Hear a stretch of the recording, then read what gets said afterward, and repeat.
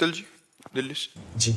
राधे राधे महाराज जी। महाराज जी, आज कलयुग में इतना चारों तरफ से घिरे होने के बाद अपना लोक परलोक सुधारने का आसान तरीका क्या है, और क्या मृत्यु के बाद परिवार जनों से संबंध एकदम टूट जाता है? बिल्कुल। मृत्यु के बाद जैसे हम सो जाते हैं ना, तो कोई स्मृति रहती है क्या? नींद में, गाढ़ी नींद में कोई स्मृति तो नहीं रहती, कौन कहाँ कैसा। अगर स्वप्न में है तो जो संस्कार हैं उनके स्वप्न आ जाएंगे, लेकिन गाढ़ निद्रा में कोई स्मृति नहीं रहती। तो गाढ़ निद्रा से भी ज्यादा विस्मरण कराने वाली मृत्यु है। मृत्यु के बाद इसी जन्म का आप देखो, माँ के गर्भ में 9 महीने रहे, कोई स्मृति है? एक सेकंड की भी स्मृति नहीं कि माँ के गर्भ में हम कैसे रहे, कोई ज्ञान नहीं। तो मरने के बाद किसी से कोई संबंध नहीं रह जाता, न बैंक बैलेंस से, न मकान से, न पत्नी से, न पुत्र से, कोई रिश्ता। पढ़ाई लिखाई, पद प्रतिष्ठा सब खत्म हो जाती है।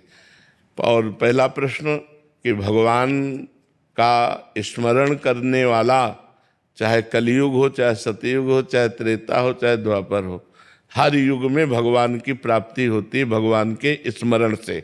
यस्य स्मरण मात्रेण जन्म संसार बंधनात् विमुच्यते नमस्तस्मै विष्णवे प्रभु विष्णवे।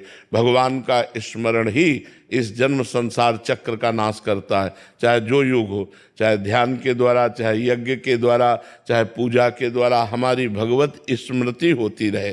तो भगवान का स्मरण करना ही कलयुग में सार है। कलयुग केवल नाम आधारा, सुमिर सुमिर नर उतरहि पारा। भगवान का नाम निरंतर चल रहा है और सारे कर्म तदर्पिता अखिलाचारिता तद्विस्मरणेन परम व्याकुलतेति। समस्त आचरण भगवान को समर्पित हो, अर्थात अच्छे आचरण हो और नाम जप हो, इसी से भगवत प्राप्ति हो जाएगी। पर है बहुत कठिन, कहने को सरल है बहुत कठिन। इतना हमारे मानसिक चिंतन में गंदगी फैल चुकी है, बाहरी तो है ही, अंदर इतनी गंदगी फैल चुकी है कि भगवान और भगवान के भजन में मन लगना बहुत कठिन हो गया है। आप देखो, फिल्म देखो तो मन चंचल नहीं होगा, लेकिन माला लेके बैठो फिर देखो मन की चाल पूरे संसार में घूमेगा। पाठ करो तो समझ में नहीं आएगा, भाग जाएगा संसार में। बड़ा मलिन हो चुका है मन। यदि हम इसके साथ डटकर लड़ाई करें मन के साथ और इसे गंदे आचरणों में ना जाने दें, और जहाँ जहाँ जाए बार बार इसे हटाकर भगवान में लगाएं और ये काम बहुत काल तक करें, तब ये कहीं बस में हाथ में आता है, नहीं तो ये नहीं आता। बहुत गंदी बातों की तरफ तो अभी लगा लो, लेकिन भगवान की तरफ लगाना है तो बहुत कठिन है।